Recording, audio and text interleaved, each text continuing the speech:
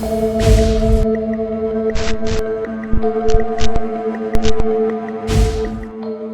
आपने किसी कमरे को महसूस किया है जहां कोई रहता नहीं, लेकिन अंदर से आवाजें आती हैं?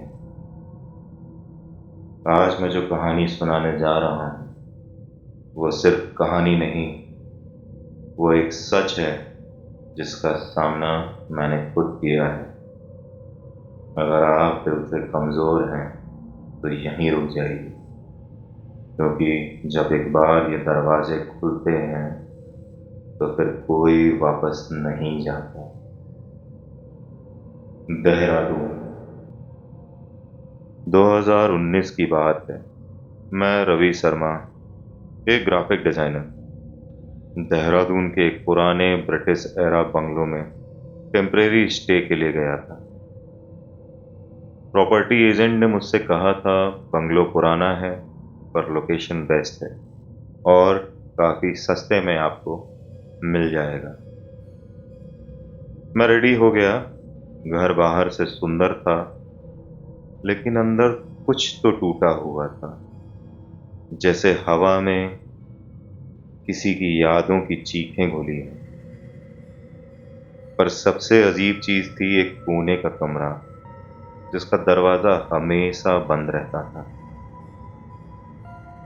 लैंडलॉर्ड ने सीधे कह दिया, बेटा उस कमरे के पास मत जाना, वो सिर्फ एक स्टोर रूम है। लेकिन अंदर से कभी कभी खुरचने की आवाजें आती थी। पहली 3 रातें शांत गुजरी,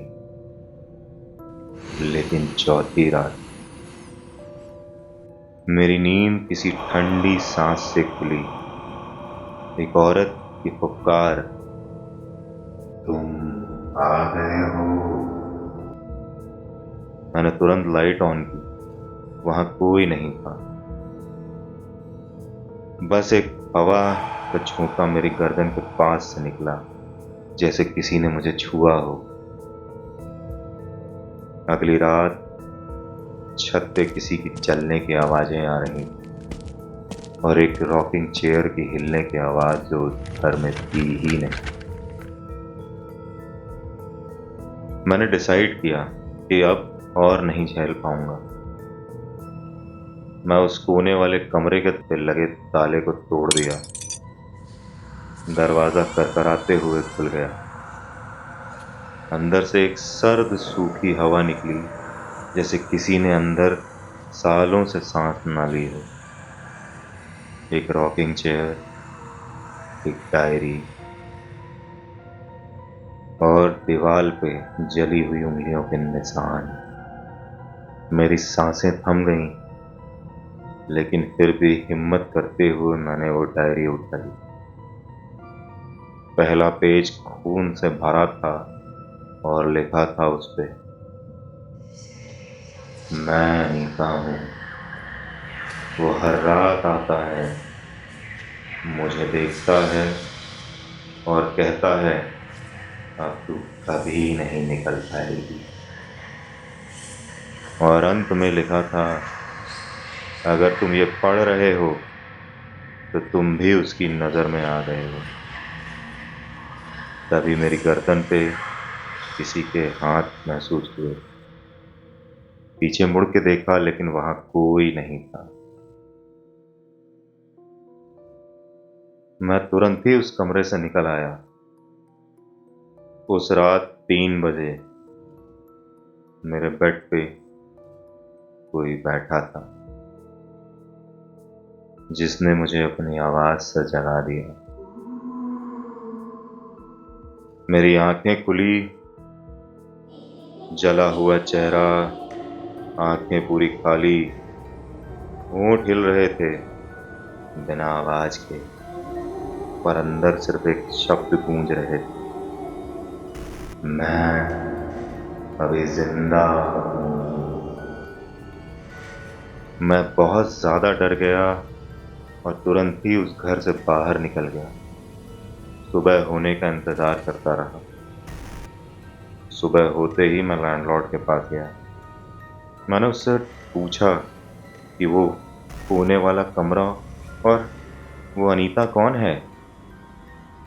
लैंडलॉर्ड ने मेरे चेहरे पर डर देखा और दबे हुए शब्दों में कहा, लोग सोचते हैं अनीता मर चुकी है, लेकिन असल में वो कभी मरी ही नहीं।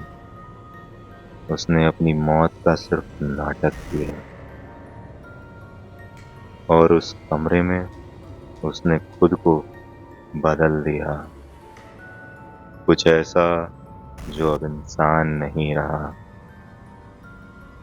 और जब कोई उस कमरे का दरवाजा खोलता है तो वो सिर्फ अनीता से नहीं मिलता, वो उस रूप से मिलता है जो अब भी किसी नए मेहमान के इंतजार में हो।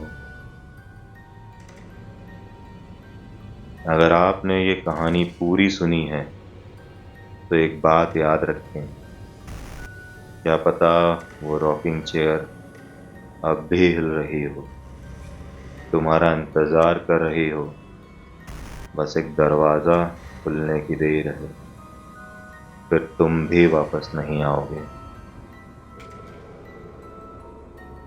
अगर आप चाहते हैं तो अनीता की डायरी के बचे हुए पन्ने मेरे पास हैं, जो कि अभी तक स्टोरी में किसी को नहीं सुनाए गए। क्या आप तैयार हैं वो कोने वाला कमरा पार्ट 2 के लिए? कहानी हमारी यहीं पे ख़त्म होती है। आप सुन रहे हैं डार्क वॉइस डायरीज। मैं हूं आपका होस्ट सौरभ सिंह। अगर आपको मेरी कहानियां पसंद आती हों तो प्लीज़ मेरे चैनल को सब्सक्राइब करें, मेरे वीडियोस को लाइक करें और कमेंट करके मुझे ज़रूर बताएं कि आपको किस तरीके की स्टोरीज़ पसंद हैं और कैसी कहानियां आप नेक्स्ट टाइम मुझसे सुनना चाहते हैं। और अगर आपके पास खुद की भी कोई स्टोरी हो तो आप मुझे भेज सकते हैं, क्योंकि डायरी अभी खुली है, कहानी अभी अधूरी है। बेल आइकॉन को दबाना बिल्कुल ना भूलें।